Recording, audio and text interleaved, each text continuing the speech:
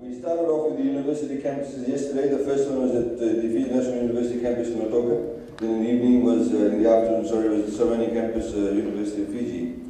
As you know, prior to that, we've been doing going around to all the schools. We've also had public consultations. We've also had private sector consultations. On night before last, we had private sector consultation in Lautoka. In the morning, we were in Ra district. We had a number of schools that came to Penang High School. And in the afternoon, we had Tabu High School, a number of schools that came from the Tabu district. We'd like to keep it very informal, like I said. We'll do a very short presentation to you in respect of contextualizing where we are, economically speaking. What are the things that we do take into consideration? Many of you, of course, maybe you may have economics backgrounds, you understand a lot of the terms and the concepts. Many of the people, of course, don't understand when we stand up and speak about debt to GDP ratio. They don't know what we're talking about. Some people think that debt to GDP ratio is not important, but they think the nominal figures for debt is important. Obviously, debt to GDP ratio is more important than nominal figures. All of these things need to be contextualized. We want to present that to you. We actually have a prohibition. We don't want lecturers to ask questions. This is the students' time. We want the young people. 69.4% of the entire population of Fiji is below the age of 40. I'm in the minority, you are in the majority, those of you below the age of 40. The bulk of the population is below the age of 40. I just came back from Japan on Tuesday. They said that they spend 1/3 of the entire budget spent on what they call the super aging people.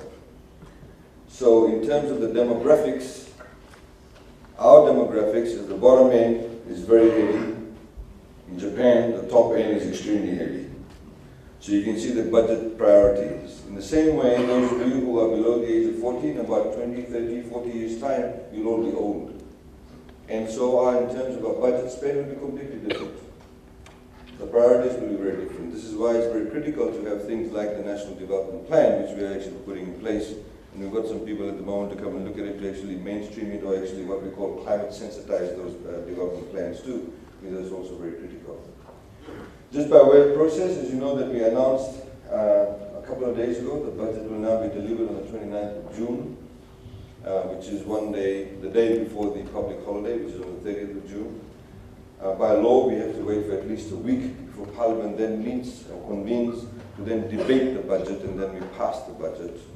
And then, of course, the budget comes into effect on the 1st of August. Our financial year now commences on the 1st of August to the 31st of July. As I've explained to a lot of the high school students, and actually we've been really energized by the types of questions and the comments that have been coming from the high school students. Obviously not everything is covered by the media, but it's actually been very, very exhilarating to be able to talk to them, because these are the people in a few years' time, they'll be sitting here in these lecture theatres, and very soon after that they'll be out in the workplace. They'll be in Parliament, they'll be in businesses, they'll be in workplaces, they'll be in the civil service, they'll be hopefully farmers, there'll be other professions that they will pursue. And you can see that it's actually a very thinking young population. And they're not necessarily jaundiced by various political inclinations as yet anyway. We'll do the presentation now. So we'll very quickly look at the economic growth. As highlighted, we've had 7 years of growth, straight growth, consecutive growth, which is probably only the second time we've had in the post-independence history of Fiji. We set for eighth year growth. Generally, when you have a cyclone, you go into negative growth. Unfortunately, of course, you see 1.4% negative growth here after Nick. Winston hit us over here. Winston actually cost us about $1.4 billion, US dollars, in respect of the damage it caused. So it's nearly about 1/3 of the value of our GDP. Notwithstanding that, we still have a 2% growth rate, which is actually not bad considering the disaster we had. We're set for growth in the next couple of years too, at least. Economic growth obviously is good because it does create jobs, it creates robustness within the economy. But for as a government, and our objective is to ensure that growth actually is shared by everybody. We are one of the only 5 countries in the entire Asia-Pacific region where recently the survey came out where inequality actually has decreased. Most of the countries where there has been growth rate, you'll find that the inequality actually has increased. And we can talk about how that has happened. You'll see the areas that actually contribute to growth. I hope I'm not blocking the views. You can see the areas that contributed to growth. In the primary sector, of course, fisheries and forestry is not doing well. They've only contributed 0.1, 0.2, 0.02, 0.01, and agriculture is 0.31. There's obviously enormous potential for growth. One of the areas that has actually held back the agricultural sector in Fiji is the non-availability of long tenure of leases. Agricultural leases in Fiji traditionally has only been given for 30 years, whether it's Ethiopia leases, whether it's state land leases, or even freehold where people have leased out land, they've only given it for 30 years. Therefore, agricultural land does not become good. It's not good collateral. Banks don't actually lend in the agricultural sector. You see none of the mainstream banks actually lend in the agricultural sector. So our ability to modernize and bring in new technology into the agricultural sector has been extremely limited. About a week and a half ago, the Minister for Lands gave out some 99-year agricultural leases in Ba, and we hope that he'll be doing a lot more of that.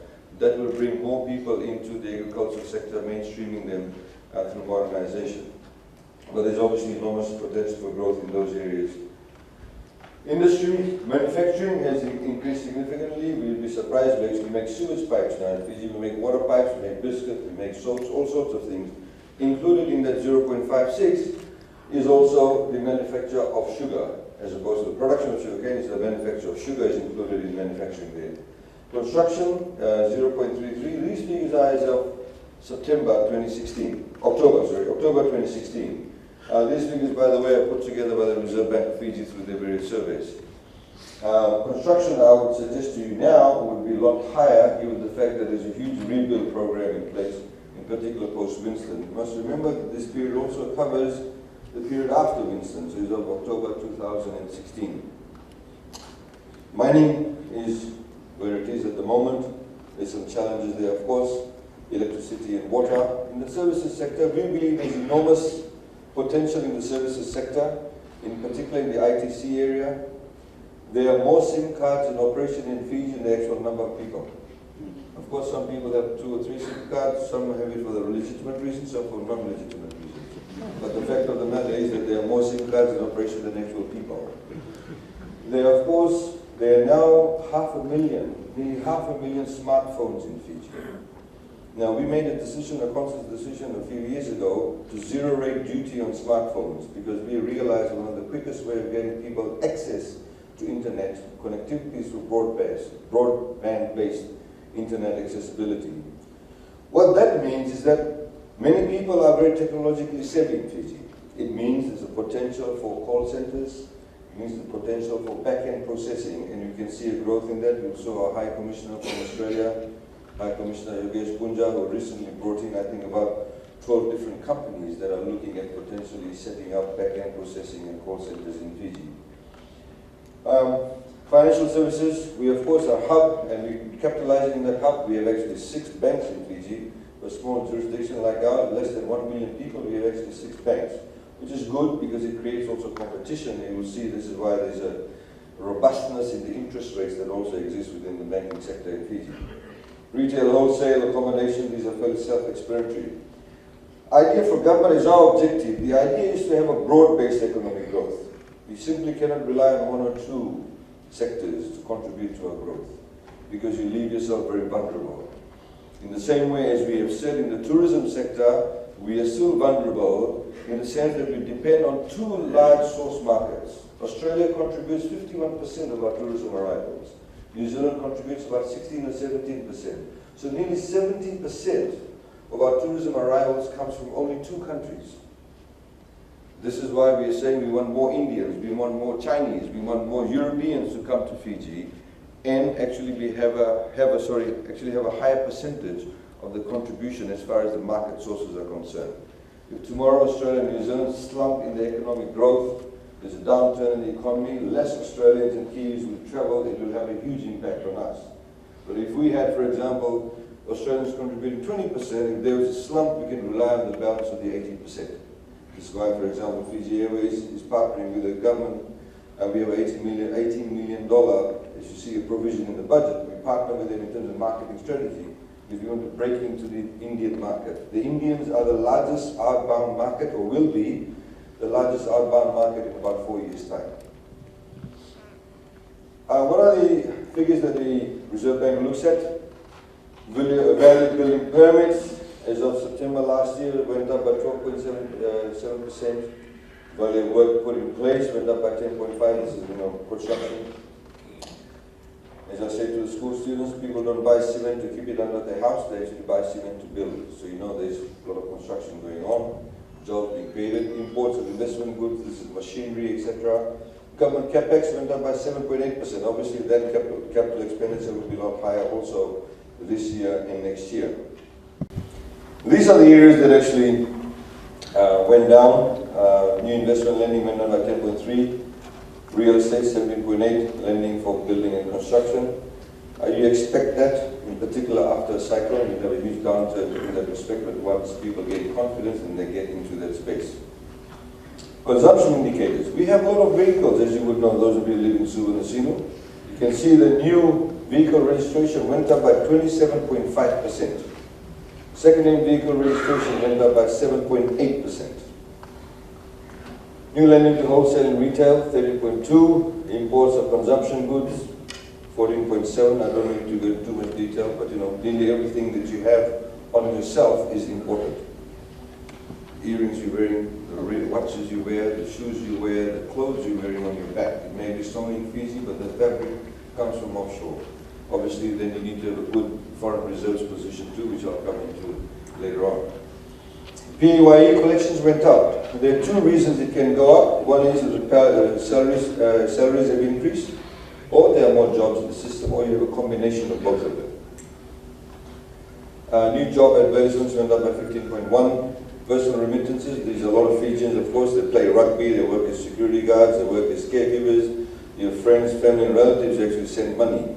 So remittances actually went up. This is our second largest foreign reserve earner.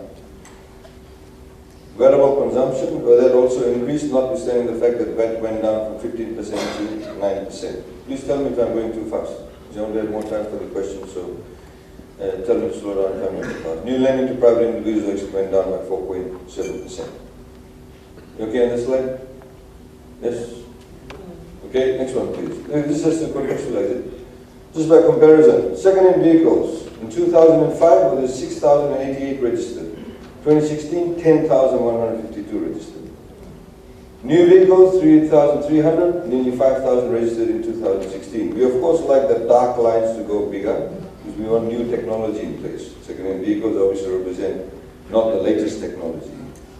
So just going back on that. This, of course, over here meant that we reduced duty, as you know, on hybrid vehicles with zero-rated duty. So a lot of people bought vehicles. We also, as you know, at the same time, reduced duty overall on cars below 2,500 cc. But if you bought a car more than 2,500 cc, apart from paying the 32%, you actually had to pay an additional $10,000. You want to buy a BMW at 3,000 cc, you pay the 32% and the excise duty, etc. Plus on top of that, you have to pay $20,000. If you're rich, you can afford to buy a BMW, you can pay another $20,000. That's the thinking. But, sorry, just going back to that. This, of course, would pose issues for us. You have to plan for that. You now have, if you go down in the morning, if you drive from, say, 9 miles in a scene, you find a lot of people driving their cars, there's only one person in the car. So, in time to come, you may need to look at things like carpooling. In time to come, we also have to make public transportation sexier. People, as a sign of social mobility, buying a car is a sign of you doing well. They like to say, oh, my daughter's bought a car, she's got a good job. Son's bought a car, got a good job. So catching the bus is not seen to be, within your status. So we have to change that way of thinking also. Of course, this is one of the reasons why also we reduce the duty on buses so we can get newer buses. Buses with, closed windows, not the tarpaulins. So these are some of the things we do need to think about and plan for the future. Retail sales, this speaks for itself. Retail sales have been increasing. We've had, of course, some drops there, but overall the average growth has been 7.1% as far as retail sales are concerned. Inflation, generally, as you know, inflation goes up in times of a cyclone or post a cyclone. At least from 2014, it's been below 2% or just peaked over there over 2%. It went up because of Winston. Those of you who live in Suva would know that a bundle of bananas was costing like 20 bucks, small bunch. Yongona is still $110 a kilo in the Western Division, but the consumption rate has not increased. The fact of the matter is, Yongona is still $110 a kilo. The price of the bundle of long beans was about $5 post the cyclone, but now it's come down, it's stabilizing. And as you can see, it's coming down. At the moment, the latest figure shows about 4.1%, but we expect to come down in the medium term to at least below 3%. Foreign reserves. You know, a lot of people underestimate the value of foreign reserves. International benchmarking shows that a country should have at least 4 months' worth, this is the months here, of foreign reserves to be comfortable. 2005, foreign reserves set at $549 million. Today we have $2.1 billion. It's the highest Fiji's ever had. But of course, we want this line to keep on going higher and higher. But the reality is, as you can see, the foreign reserves has increased quite significantly, and we're quite comfortable. This also, you know, when you get assessed by international banks, when you go out into the market, even companies like Fiji Airways, when they go out into the market and buy 3 brand new A330s, and they have, you know, European banks actually willing to finance it, it also helps determine the interest rates. Because they look at how healthy you are, the ability to have your outflows from your country, because they know the situation is healthy, so you become a lot more attractive in terms of lending, in particular to larger enterprises such as that. Fiscal performance deficits, as I've said in other forums, all Fijian governments, right from Ratumara government days, we've always run a deficit. We've probably had only about 3 times that we've had a surplus. Some surplus sometimes, of course, occur inadvertently because of underspending. And this is what I would propose that actually happened here. There's a lot of underspending. But generally, of course, as I explained to these school students, the longer the line, the worse off you are. The shorter the line, the better off you are. But you need to be able to, of course, take into account, as the VC recognized, we are a developing country. We are a former colonial country. We were colonized, and obviously most countries with a post-colonial history have to catch up with development. There are many things, many infrastructure that should have been built. Generally, you'll find infrastructure is always centered around where the colonial powers were. The towns and cities were built, rural areas were built. If you found some nice FSC quarters up on a hill where an expatriate lived, they actually had running water. The people just around them did not have running water. They did not have electricity. So that's how colonial structures are. So we have to, as a developing country, catch up and provide the services. That requires funding, requires money. But the trick, of course, is to balance that, is to have a sustainable level of debt. We have a target. We want to, of course, reduce our deficit, keep it as low as possible. This obviously is triggered off by Winston. There's another cyclone here too. But Winston actually cost us at least $220 million. We're spending about $180 million just in rebuilding schools now. 98% of all the schools that we are rebuilding actually did not even have an architectural plan, let alone an engineering plan or design. Because as you know, most of these rural schools in particular are run by school committees or faith-based organizations. So when they had the money, they would put up a classroom. Or yet somebody gave a donation, then they would put up the building. But the fact of the matter is they weren't necessarily in the adherence to building codes. Now every single building that we are putting up is now electronically, every single plan has been captured. It's all on CD-ROMs, etc. I think not CD-ROMs, it's something else. CD-ROMs is a bit outdated technology, but it's on those, electronically captured anyway. So we can now go back and know exactly what material has been used, where the joints are, where the joists are, etc. But that is the level of detail that's required to do the rebuild. Total revenue. We of course have to run government like a business. We have to make money also. We have to be also stringent and prudent in the way that we manage those funds. Government revenue was $1.1 billion in 2004. Today we collect $3.1 billion. So we are able to capture a lot more funds. There are obviously a lot of people who have been stealing or nicking from the system. We've tightened the laws. A lot of companies actually have been stealing from the system. We still have companies today who, if they bring in $10 million worth of goods at the border, they will declare they brought in $2 million worth of goods, so they pay duty only on the $2 million worth of goods.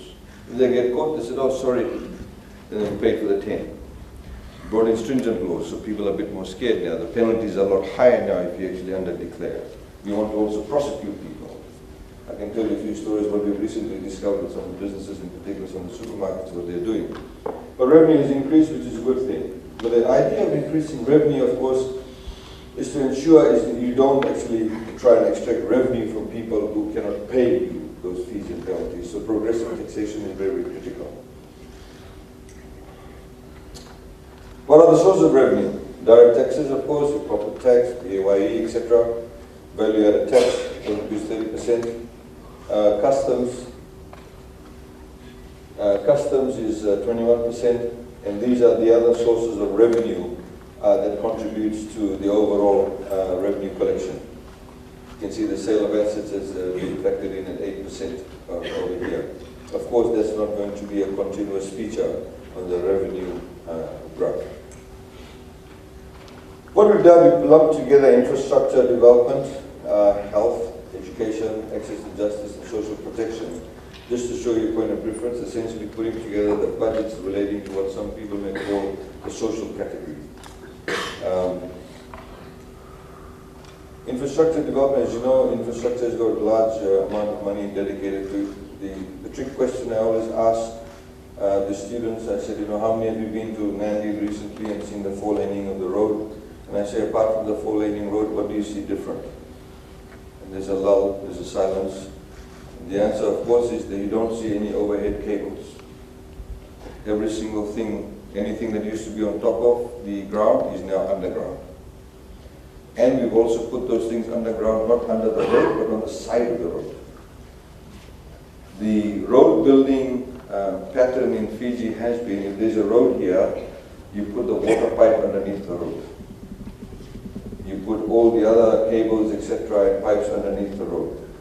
So when there's a leak in the pipe, nobody knows about the leak. Eventually you get to know about the leak, but I know after probably 25 potholes later.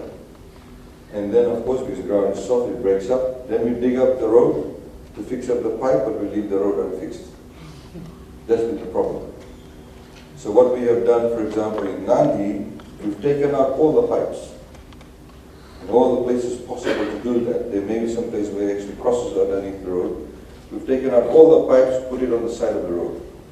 We put all the electrical cables and put it on the side of the road. TFL, FEA, all the others too. There's actually some of the banks running the cables too for the ATM machines. Now, that of course requires a lot more money. Water Authority Fiji, for example, had a development plan to put in bigger water pipes by 2019. We said to them, you can't do that, you have to do it now, otherwise you'll come and dig up this beautiful road. So those are the kind of forward planning. It actually does cost money too. Health, ladies and gentlemen, health actually, there's enough money there, but our biggest problem with health is human resources. Firstly, we don't have enough doctors graduating in Fiji, and also we don't have enough specialists. It's a big issue.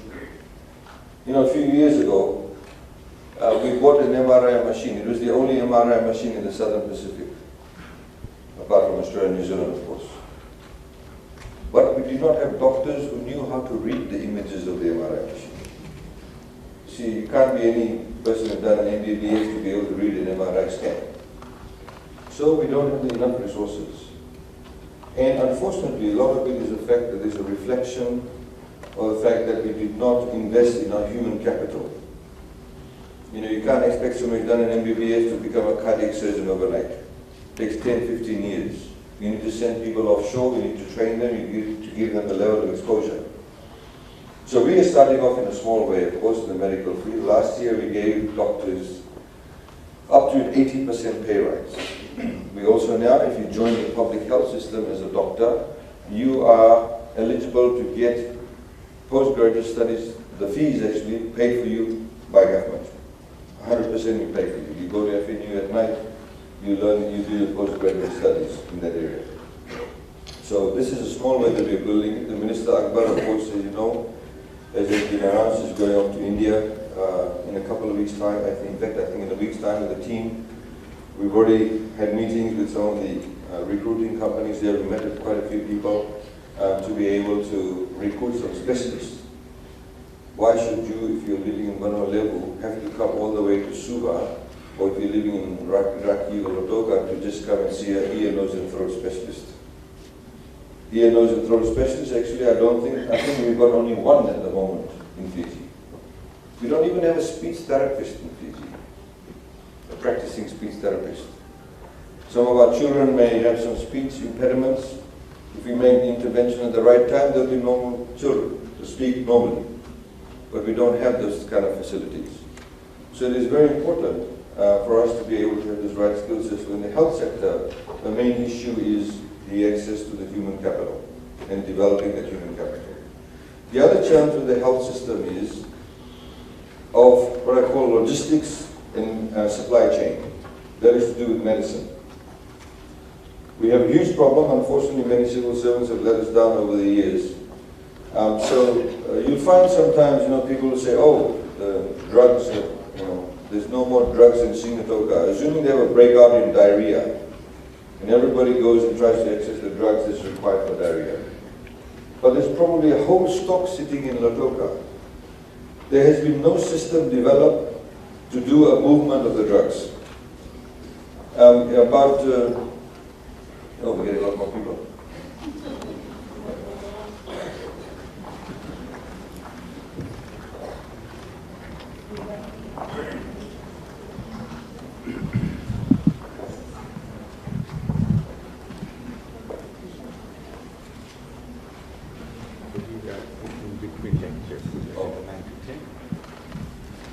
Just to finish off on the medicine issue, recently we were in India, and the Indian government, through their particular center, has developed technology where you can actually access your inventory at a click of a button to get real-time data. So we went to the state of Rajasthan. Rajasthan is about 70 million people. It's not necessarily a rich state. It has got many hospitals, it's got many dispensaries and health centers. And the person sitting in the warehouse in Jaipur, in the capital, was able to tell you exactly how many Panadol each health center has at that point in time. So what they're able to do is to move the stock around. So if we have diarrhea tablet requirements in Sigatoka, we see the stock going down, we say, okay, there's a lot of it in Lotoka, let's move it across now. That does not happen at this point in time. It has not happened in Fiji for a long period of time. I don't think it's ever actually happened. So that type of access to technology is very, very critical, and we're actually accessing that now. We're talking to the Indian government. In fact, the government has the software for free. We need to tweak it, and that should be implemented at least in the next 6 months or so.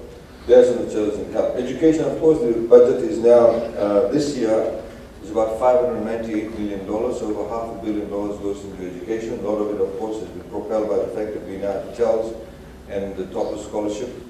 We expect that amount to increase even more this year, because a lot more people are coming through, accessing TELS. We know that there are currently people who probably should not be applying for TELS because the parents can afford it, but nonetheless they're still doing it. We are not necessarily stopping that. But the point of the matter is that we expect that figure to increase, and I'll show that to you later on.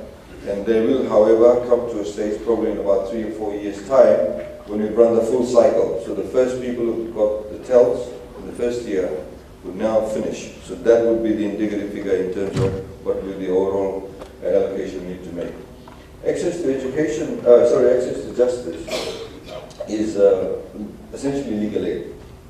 Today we have legal aid offices throughout Fiji. Places even far-flung places like Nambuwalu, in Taubini, Otago, Rakiraki. We're setting it up in the outer islands too. A lot of women who are claiming maintenance, a lot of people, not necessarily well-off people who to draft a will. They can actually go and draft a will, even though they may have one house. They should have the right to be able to draft a will. You can go to a lawyer, they will sock you for a very high fee. These people need to be able to access that service. A lot of people, for example, die without writing a will, interstate as they call it. So they need to be able to have those processes available to them. Just because you're poor and you're charged with a criminal offense does not mean you should not get legal representation. So legal aid actually offers you the representation. The total budget offered to legal aid at the moment is in excess of $5 million. It is what I call the largest law firm in Fiji. It has more than 42 lawyers, larger than any other office in Fiji. Social protection, of course, is what generally people in Fiji call social welfare. We now, of course, offer, sorry, just going to get a hot drink, I've got a sore throat. Thank you. We now offer, for example, it's about $30 million for social protection. It, of course, includes things like abandoned children, single mothers, people below poverty line. A few years ago, we introduced pensions for people who are over the age of 70. There are many villagers, many farmers, fishermen, etc., who were never part of Fiji National Provident Fund, because they're part of the informal sector. Some of these people who sell bananas or coconuts by the roadside, they're not part of FNPF.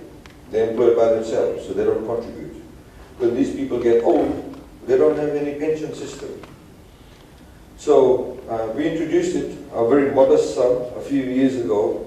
So those over the age of 70 would receive $30 a month. We then, over the past few years, reduced that age to 66. So now anybody over the age of 66 receives $50 a month. And you'll be surprised to see how many people now actually, although in Fiji we believe in the extended family system, how many people actually do get abandoned by the children, not necessarily look after them. So this is one way of capturing that. We also give, within that, we give also food vouchers to rural pregnant women to ensure that the babies that are within them actually get nourished, to have a particular level of nutritional value in the food that they do eat. Otherwise, of course, then it becomes problematic for them emotionally, psychologically, when the babies are born, if they are malnourished, but it's also a burden on the health system. So it's better to make that intervention prior to the actual birth. Expenditure mix. This is very important. As you know, the VC will tell you, your university, to which we give very generously over $30 million a year. We, for example, give Fiji National University, which is entirely 100% government-owned university, we give them about $58 million a year. University of Fiji, we give a little over $2 million a year. It's a privately owned university, but we give them over $2 million a year.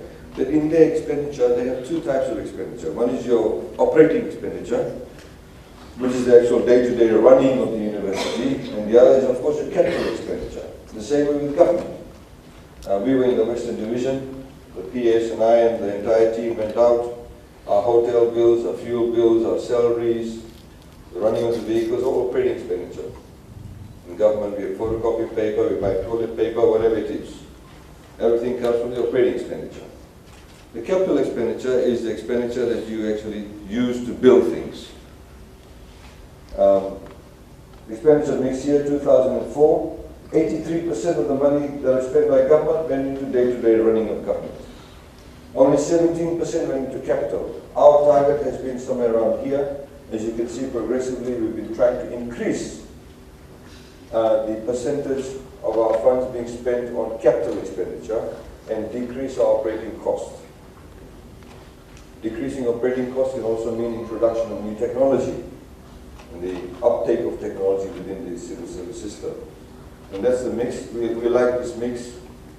We probably would like to keep it this way. Of course, we always like to keep this line coming down even further. The PS smiles at me saying don't do any more, but we need to be tight, of course, the way that we manage our operating expenditure. Funding for roads, as you can see, the huge world of difference. This is the good old days of PWD, $55 million. I understand some people want it back, but $527 million is what we spend now in roads, bridges, and jetties. For those of you who came a bit later on, I explained as to what the expenditure is about, what was the allocation for. Next, please. Water and energy, again, you can see a huge increase. This, of course, includes the free water scheme. The idea was, the thinking is that in order to be able to assist people at the lower end of the socioeconomic scale, the assistance needs to be targeted. And that's the best way to getting the maximum return on your dollar. So I'll give you an example. Previously, the government's view was that you need to keep electricity costs down. So they had generally running at 24 cents a unit. That is the cost of electricity. But there was no distinction between the person who had a swimming pool and 5 air conditioners in his house. So they paid 24 cents a unit. The person who lived in a squatter area or a single home, they also paid 24 cents a unit. There's no distinction. Now, with the tariff rates were increased, FEA is getting a better tariff structure in place. But the people who do need assistance, we pay 50% of their tariff cost. So the cost, domestic tariff cost for a unit of electricity is 34 cents a unit. If you earn less than, the household earns less than $30,000, you make the application, the government pays directly to FEA 17 cents. But the person who's got the swimming pool and the air conditioning has to pay the 34 cents. It's fair. That's what you call also progressive taxation, but also it's actually targeting people who need it. And we can get into the valuable items too later on if you want to open up the door and we can have the discussion. Rural electrification is very, very, very critical. As you know, that as I mentioned earlier on, many people wanted to have their homes connected. Government had a policy previously that if you wanted your home connected to the grid, if there are, for example, 20 homes in the area, you had to pay a connection fee, and you had to pay 10% of that connection fee. And if, for example, you have 20 homes, maybe 10 homes paid the fees, the other 10 did not, they could not afford it or, did not want to do it. So the entire 20 homes did not get connected. The money that was received by government is simply set with government. About 2 years ago, we returned all that money. We said everybody will be in the list. Nobody needs to contribute the 10%. We, of course, have a long list of people who need to be connected to the grid. Water, WHO told us that you and I, as individual human beings, need at least 50 liters of water to ourselves a day.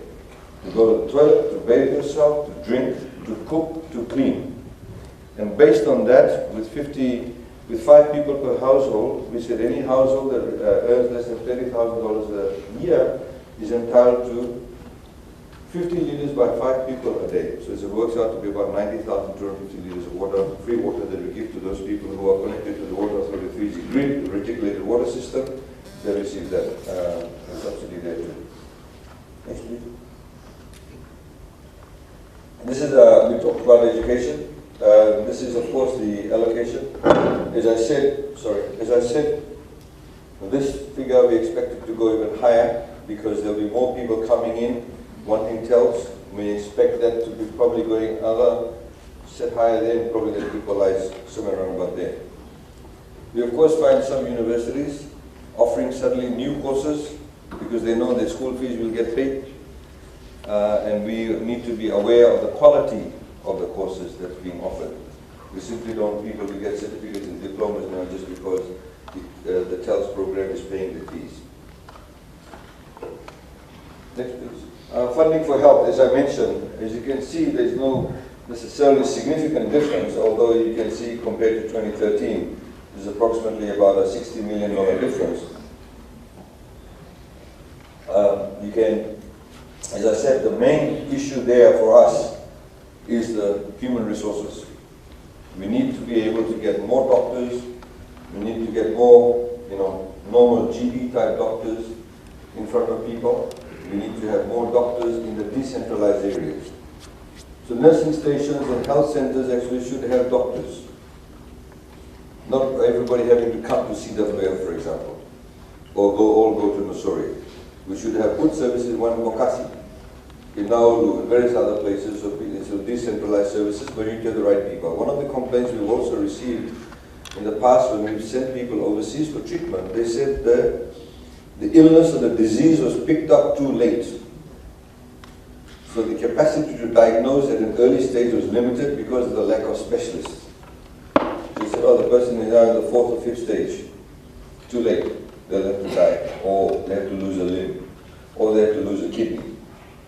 So this is one of the issues that we do need to address, and that's what we're trying to do in the short term. Like I said, bringing people from overseas, pay them the right salary, retain our local doctors, retain the Fijian doctors so they actually say their salary rate is attractive, give them exposure to postgrad studies for free. But also when we bring in the specialists, they can also train our people. to you that, our revenue has almost tripled in terms of government revenue. That's of course shown here, all the way from there. The operating expenditure, this is the day-to-day running of government, and you can see how much of the savings we are making in respect from the operating expenditure versus operating revenue. This is of course good. We want to increase this even more, but it means that we have to borrow less if you have operating savings. So that gives us a lot more latitude. Debt to GDP ratio, of course, as I say to a lot of students, I've been saying, these are the nominal figures, of course. The thing to watch is this one here. Your debt to GDP ratio is very, very important. The very simple example that I've been using with the high school students is that, for example, if your GDP value is $100 and you go out and borrow $20, your debt to GDP ratio would be 20%. But your GDP value increases to $500, you go out and borrow $50 instead of $20. Your debt to GDP ratio, notwithstanding the fact you borrow $50, is actually 10%. So the increase, your GDP capacity increase, gives you the latitude to be able to borrow more. But this is what we have to watch. We have a target to actually continue to reduce this. As you can see, it was going down. It's gone up here slightly because of our friend Winston. Winston, as you know, cost us at least $220 million more. So we had to go out, as you know, it's been well publicized. We borrowed money from World Bank and ADB as far as the rebuild efforts are concerned, in particular for the schools. Just to contextualize it, if you see the next slide, these are the countries' debt to GDP ratio. Japan is a phenomenal 239.2% debt to GDP ratio, but they still have a AAA rating. This is unfortunately the machinations of international economic structures. USA, 107.4. But of course, comparable countries like Maldives, fairly high. Seychelles, which is a country in the Indian Ocean. Nauru, Mauritius. It's interesting, I went to Mauritius for the first time this year. Mauritius and Singapore were the two countries we used to get ourselves compared with, in pre-independence and post-independence. Mauritius made a strategic move, as we've just done recently. They've said, look, we are a stable country, but our infrastructure is actually quite lacking. But we have an enormous market right next door, which is Africa. So they have really invested a lot of money in their roads and in the ITC sector. So a lot of companies now have based their ITC services in Mauritius to service Africa. A lot of rich South Africans are now buying apartments in Mauritius. But that's the reason why they actually have a fairly high level of debt to GDP ratio, because they see this as building a productive capacity for the future. And we see that coming down quite sharply in the next few years. They've done quite well. They don't even have a river. They don't actually have a water system. They have built enormous dams for their water. We talk about food security, we talk about water security for them. Tuvalu, Samoa, and that's where Fiji sits. By comparison, those who are below us, Australia surprisingly is quite high, notwithstanding the fact that a huge windfall in respect of the resources, the minerals that they were selling. Almost as us, but they've got obviously a very strong economic base, and these are the other countries with their debt to GDP ratio. So ladies and gentlemen, that's the second last slide. This is the last slide in terms of just summarizing what I've said to you. Some of you unfortunately came a bit late, but we can go through the slides again if you wish to go through them. The economy is set to accelerate at 3.6%. There's favorable growth prospects. There's a lot of private sector investment. We see that quite significantly. Just drive around, you see a lot of people actually building an additional bedroom, fences, factories, warehouses, etc. We've got a very important financial management system in place. As you can see, we've already reducing our operational costs. High capital expenditure, again, an expenditure mix, as you can see. Broad-based growth, we're focusing on that. We also are seeing a growth in the breadth of the sectors that contribute. Foreign reserves, as we said, is all-time high. And inflation, of course, we set to stabilize below 3% in the medium term. So, ladies and gentlemen, the session over here, of course, will open it up, but it may give you food for thought. And if you want to make submissions after this, you may get together, you may individually go and think in your room, you've got some ideas, please email them to us.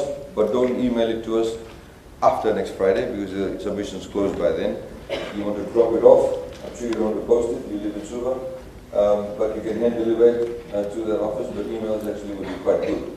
And we're actually seeing a lot of people who are emailing us the suggestions or the comments or even queries regarding the submissions. One of the areas that, before I open up the floor, that we have also discovered is that in the area of the TSLB, the TELS and the TOPPERS program, there's a number of administrative matters, unfortunately, that have occurred that should not have occurred. So we are addressing many of those. For example, there's a lot of talk about the 200% interest rate and all of that. None of that does apply. But there's also a lot of issues pertaining to the disbursement of funds to the TEL students and some of the toppers in terms of not getting the funds at the right time. We're having a separate meeting with the TSLB board to correct some of those administrative issues. So, I'll now open the floor. There's somebody going around with a mic. Please feel free to ask any question, make a comment. Nothing is too silly or too hard. And we're quite open about discussing anything, and let's sort of try to focus on what on the budget consultation. Thank you.